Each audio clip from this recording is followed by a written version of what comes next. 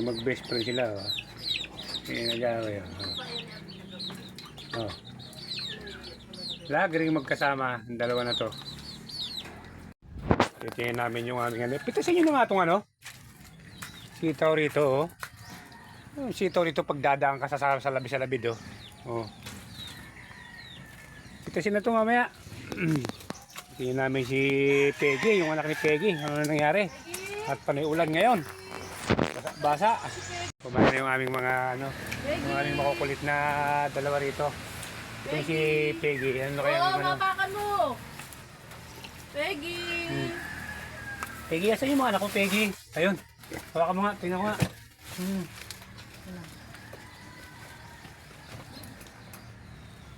Asan yung mga anak mo, Peggy? Sinatago. Ha? Wala ko nakikita ang anak nito dito sa kaya. Kaya. Kaya nasa dahon lahat. Ay! Nagkumpulan. Ito yung mga anak ni Peggy. Baka kayo nagagalit, hindi niya makita yung anak niya. Oh, nagtatago sila.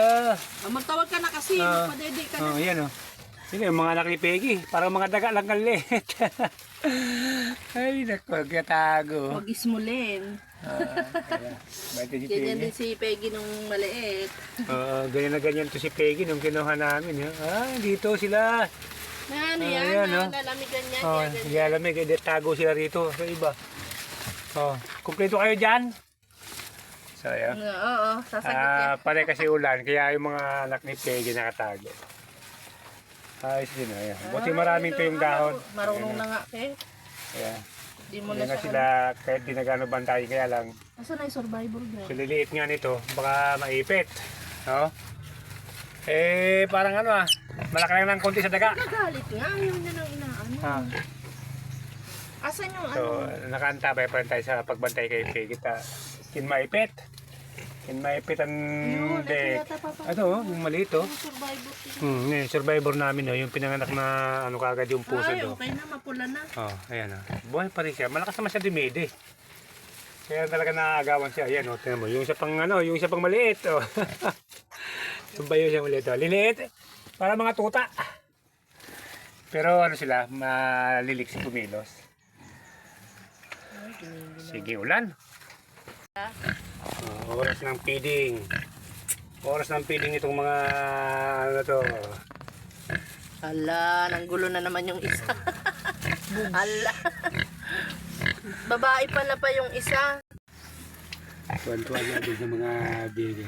Yan ito. Uy, Abing! Tignan mo si Abing. Huwag mo hawakan, magagalit eh. Hindi ka kilala. Oo, naman. Ayaw niya ng ibang ano. Ayaw nga niya nang hinahawakan ng ano.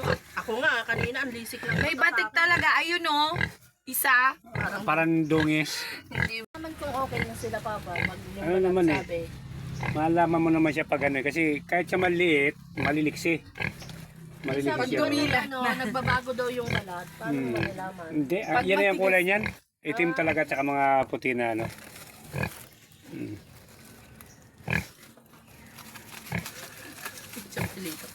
Ayan.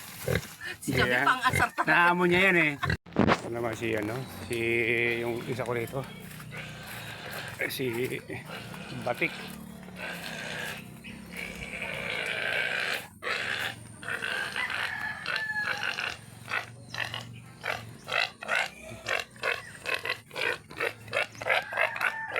At 20 ng March. Manganain ko si Batik.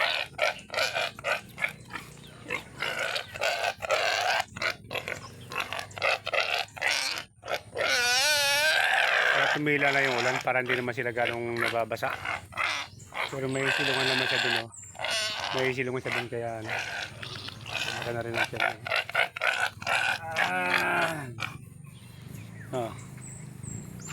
Nakaya ng tiyan mo. Ilan ba yan? Ilan ba laman ito?